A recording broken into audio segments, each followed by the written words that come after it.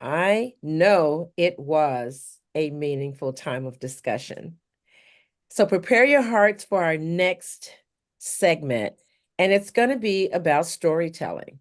Now, like I said in the beginning, if you have a face, you have a story. If you have a life, you have a story. The stories link our past, our present, our future. They provide stability and creativity in the times between endings and beginnings that Alan so purposefully mentioned. So prepare your hearts for our master storyteller and be blessed. Aloha. Aloha. So, God gave me an amazing story. God gave me an amazing story. So I want you to say that with me. Ready? Here we go.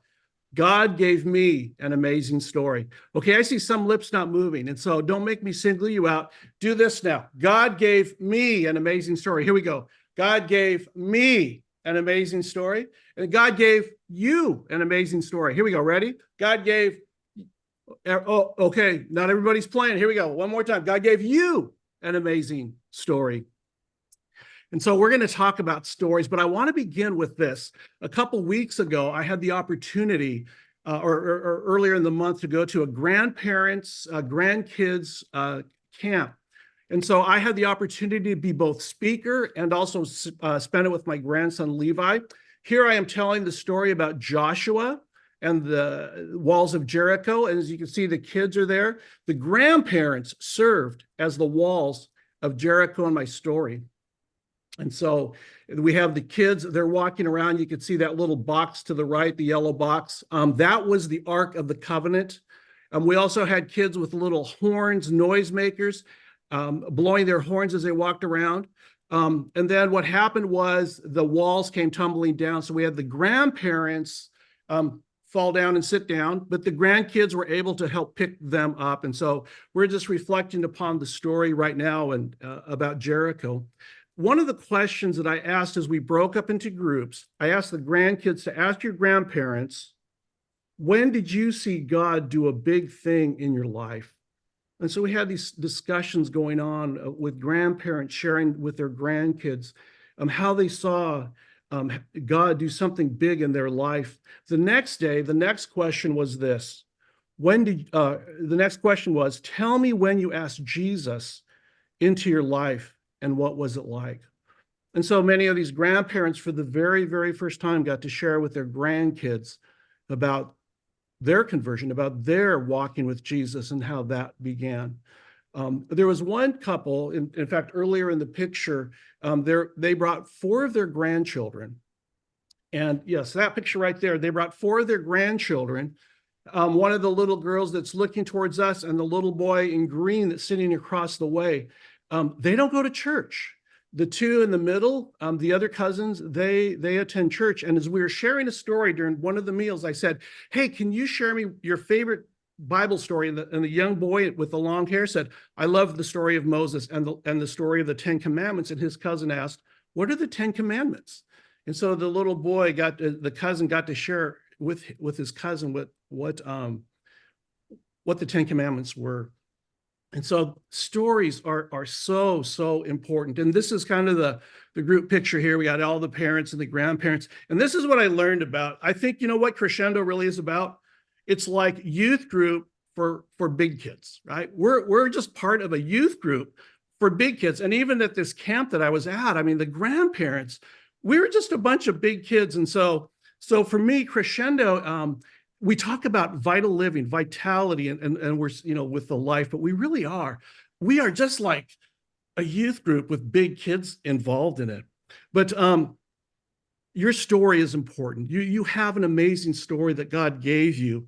My aunt or my kupunas, my elder shared this. We are the descendants of our ancestors and the ancestors of our descendants.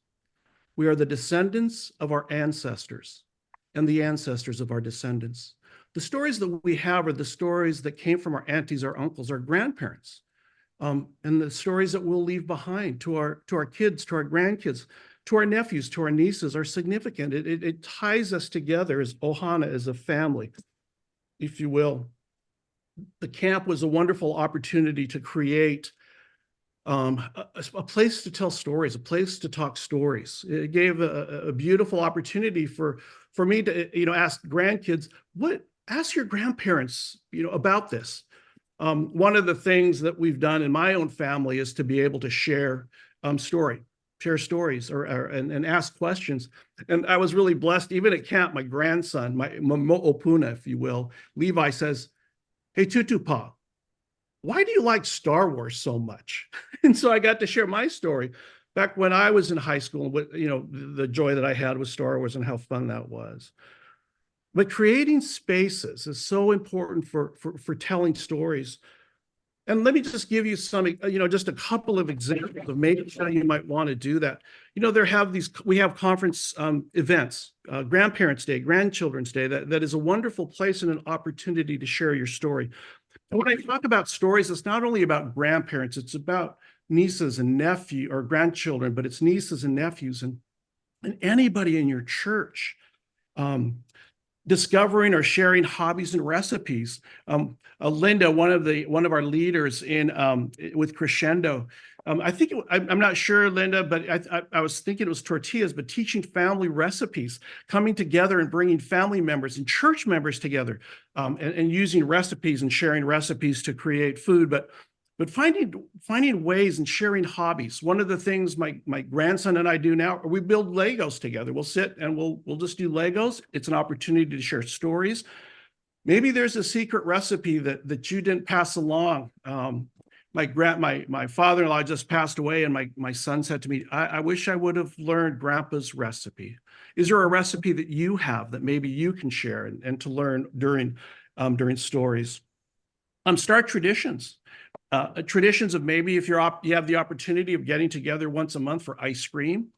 Maybe what you do is you maybe send money. Maybe they're in a different state, but maybe send some money to your friends or the parents or guardians of the children, and you have ice cream together. Starting a tradition where you can be together in those opportunities.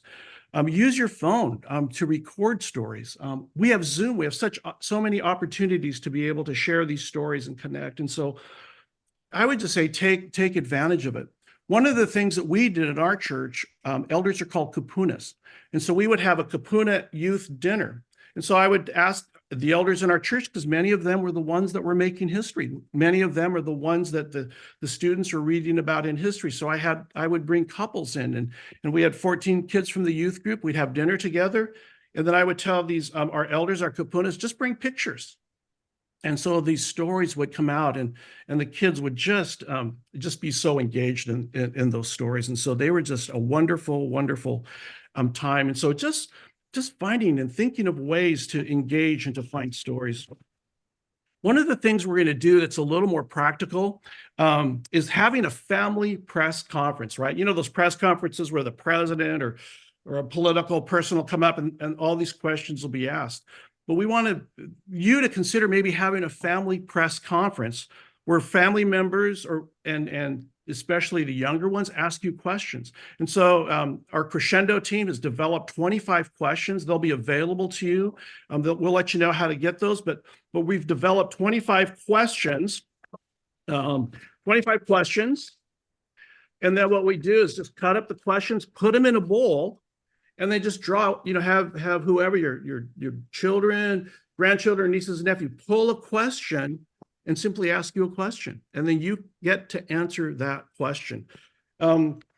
Questions like, what were some memorable historical events you lived through? And so those are the things that we're going to be practicing. Those are the things that we're going to be working on, because story is so very important to all of us. And so as we sit and prepare, think of opportunities, think of places where you can create a space for you, for your grandchildren, for your nieces, for your nephews, where you can share your story, because your story is so valuable. How many of you think back and think, I wish I would have listened to my grandparents, even though they told that story 100 times? How many just think, I wish I had that story? My daughter at one time said, Dad, if there was one person I could meet in this world, it would be my great grandfather, my grandfather. My grandfather was the first lieutenant governor of Hawaii. But we have that opportunity to give our great-grandchildren the opportunity to hear our voices. You have the opportunity to give your great-grandchildren, your great-grandnieces a voice. And so what we're going to do is we're going to break up into groups. Your leader will have some of these questions. They're going to draw the questions, and we're just going to have a conference, a family story, a press conference, if you will. So thank you for listening to the story. If you have questions, later on, email me, but we can talk more. But we're really excited. So we're going to break you up into groups now.